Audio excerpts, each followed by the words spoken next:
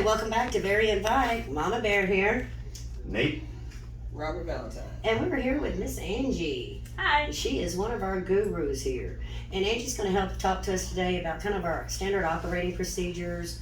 We know we got a lot of new drivers here, and even some of us old timers that we just call ops, and if ops don't fix it, we just immediately go up the chain and go to Don Ramsey.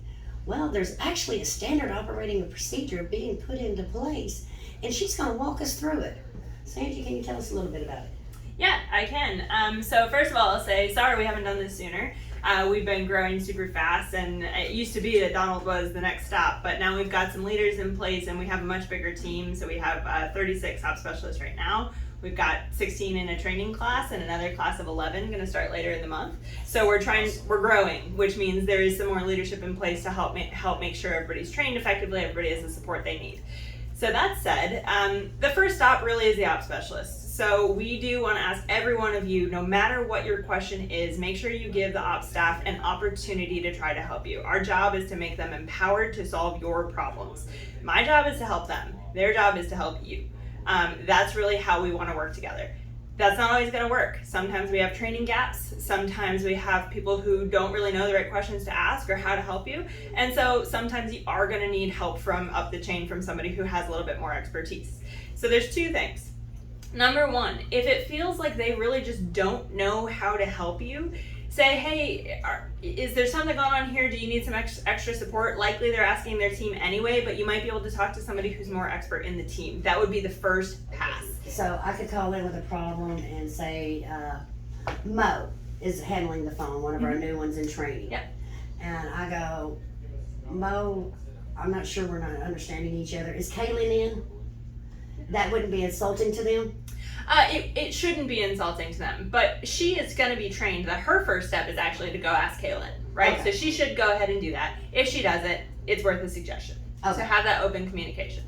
The second stop, if that's not going well, is to say, hey, can I speak with your ops leader? The ops leader is the manager of that team on staff. We currently have 4 operations leaders. We've got Mitch Arnold and Jeremy Castings, who are over our weekday days team. Mm-hmm. We recently promoted Melissa Jones on nights. She is still working in the ops staff. We haven't backfilled her yet, so she's got a lot going on. Don't take her away. But she is. No, we will not take her away. But she is now promoted to an ops leader. So congratulations, Melissa. All right. She's one of our OGs, and she is amazing. And then many of you know Ariel Shaw. She's helping build out our training program, but she is leading ops on weekends right now. Oh. Now she doesn't work 24/7 on weekends, but we've got a lot of expert staff on weekend nights, so they should be able to take care of you with that group. Again, if that doesn't work or you're not getting what you need, you can reach out to myself or Donald, and that would be the next step. And the ops staff should be able to get you in touch with us. But if ever you can't, message me on Facebook. I can give you my email. We can get in touch. Awesome. Yeah. So let's go over those leadership names again, because I know we go through it real fast, and there may be someone that wants to write it down and say, hey, I need this for later. All right, ops leader names. We've got Mitchell Arnold and Jeremy Castings. They work weekday days. Sometimes Britt Baugh fills in for them. He was formerly an ops leader. He's now a process improvement and a senior process improvement engineer, but he's still got the expertise, right? Weekday nights, Melissa Jones. She's great. You message her on Driver Tech a lot, I'm sure, right now. She's missing Jones. Yep. Ariel Shaw on weekend days. Weekend nights, we're working on. We'll have somebody on call, but that staff is our most tenured staff, and they really should be able to help solve your problem. Mm-hmm. Awesome. That's good.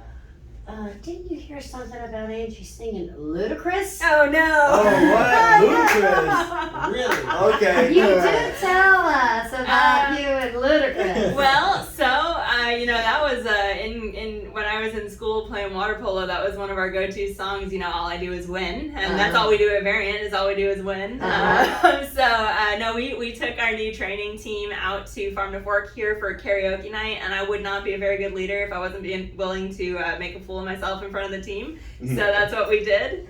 Well, I heard you didn't make a fool of yourself. I heard you actually nailed it. I do know every word of that song. Oh, yeah? Let's put her to the challenge. Oh, no, Can you please get don't. us? I wouldn't do it to you without music, but we will have a snippet of that to come. Please yeah. feel free. There are plenty of recordings. Oh no, we want a live one, baby. Yes, definitely. Yeah, because we are going to be start doing trucker Trucker karaoke. Karaoke. karaoke. Karaoke. That's right, Very karaoke. Nice. I will be happy to participate. We're gonna in put that. you in a truck in the yard with us and ride around. Someone will be in the bump videoing it, and y'all are gonna have to sing 30 seconds to a full song snippet, and just a little cutting up like we normally do in here. Nice. I look forward to it. That sounds like a blast. Awesome. Now, is there something else you want to give a shout out to anybody out there that's maybe stepped above and beyond?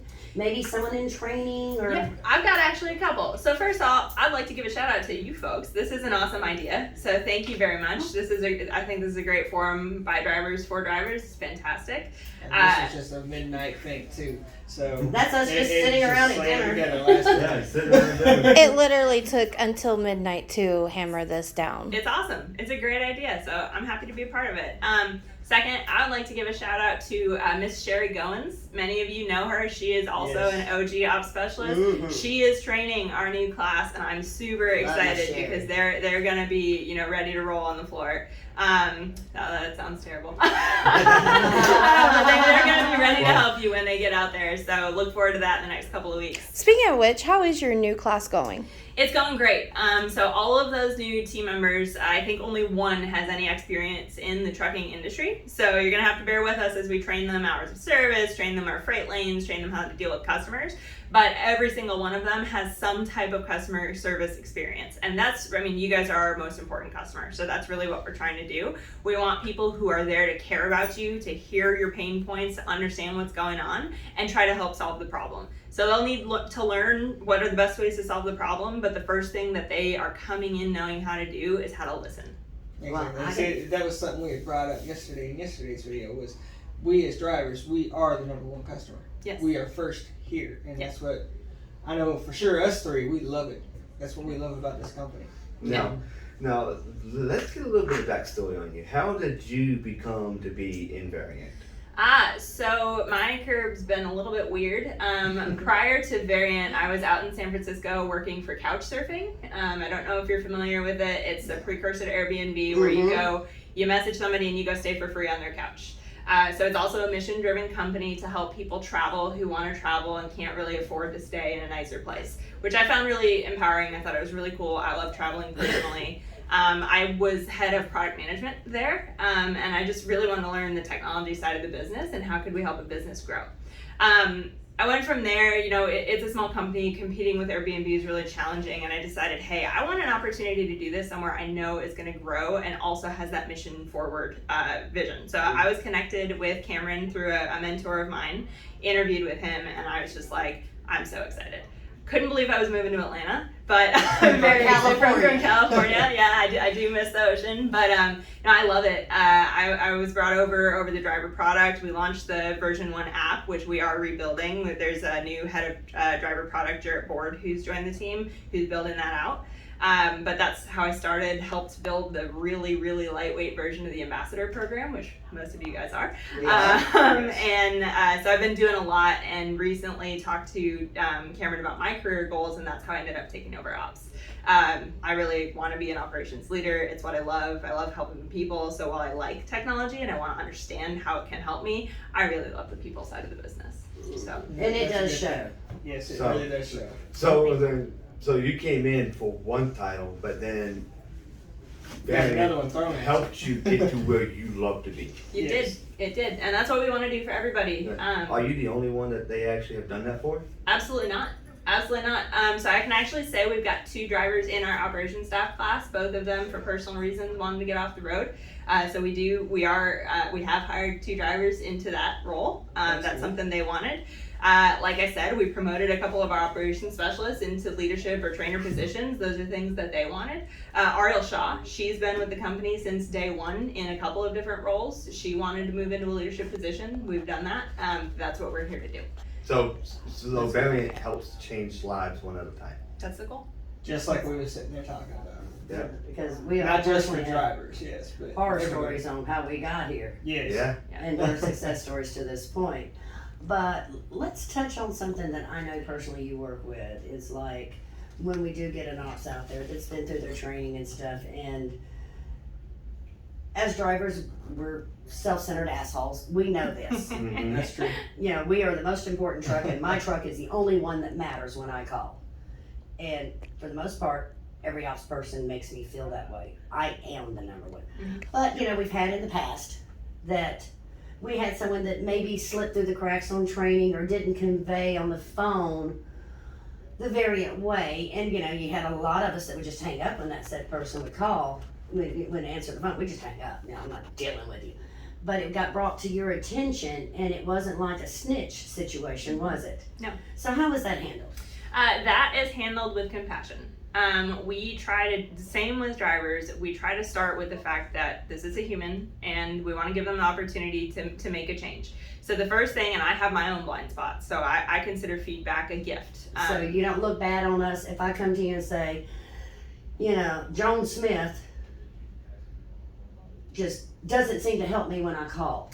I don't matter. No, it doesn't look bad on you. And I honestly, it is your decision whether you're comfortable with this, but give them that feedback. Say, hey, you know, when I'm talking to you, it feels like I'm not your priority. What's going on? Having that candid conversation is something I encourage. Many people aren't comfortable with that. That's okay. We are here to have that conversation as well. Mm-hmm. But the first and foremost is that empathy and understanding that that individual likely doesn't know that's how they're coming across. We're trying to hire good people. Right. And we hire people we try to hire people who really care. And as the driver, should we remember, we don't know if they just handled a phone call that sucked the emotion totally out of them, that maybe they've got a driver on the phone that has had a death in the family and they just ended that call. So Instead of taking 10 minutes out, they took my call. yeah, and I will say that isn't an excuse because that's our job. We are here to be there for every single driver. Right. And while we might have a hard call, we do have to, try to step up and make sure that next call is just as good. That's our goal. Part of it is making sure we're staffed appropriately. We are not staffed appropriately today. Quite candidly, you know that our wait time is too long on the phone. We're not getting the things quickly enough, and I will be perfectly honest, that's on the leadership team. We're trying to fix that. We're trying to get ahead of it. We need to get ahead of our driver growth. So they should have the space if they had that really hard call to step away for a moment and take a breather and make sure they're good and ready to give every single driver the excellent experience they deserve.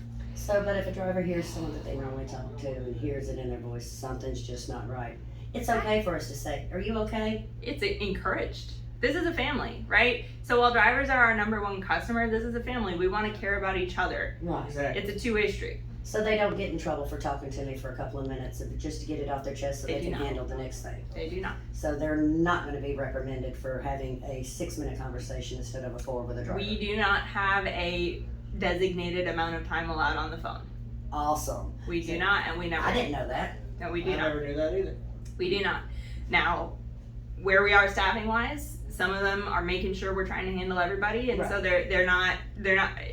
It depends on the situation, and it is their judgment, right? We want the ops staff to make that judgment call of, hey, this is a time to have this conversation, or this is a time to follow up with that driver, or we're just shooting the shit, and it's okay to say, hey, I've got a lot to do today. Let's catch up later. Mm-hmm. So they should be able to make that call, and if it's not going well for you, if that call has been feeling rushed or you're not getting what you need, then that's what you bring up.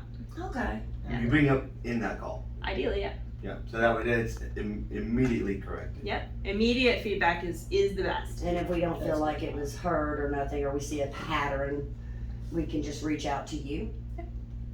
Yes. And it's no fear of just immediately getting someone fired or nothing. You're just going to bring them in and talk to them, just like if I screw up on my truck. Exactly. I Exactly. get brought in, I get talked to, I get encouragement and coached. The only caveat I will say is if we have a call where anybody is being abusive or really unprofessionally speaking to somebody, that is a different conversation. But if they're just not handling the problem appropriately, or they're not showing the level of empathy we need to, that it's a coaching conversation. Okay. It's an opportunity for. I know I call in and I talk to them just like I talk to anybody else. I'm pissed at this. I'm not pissed at you. Don't ever cuss one of my ops. I will come for you.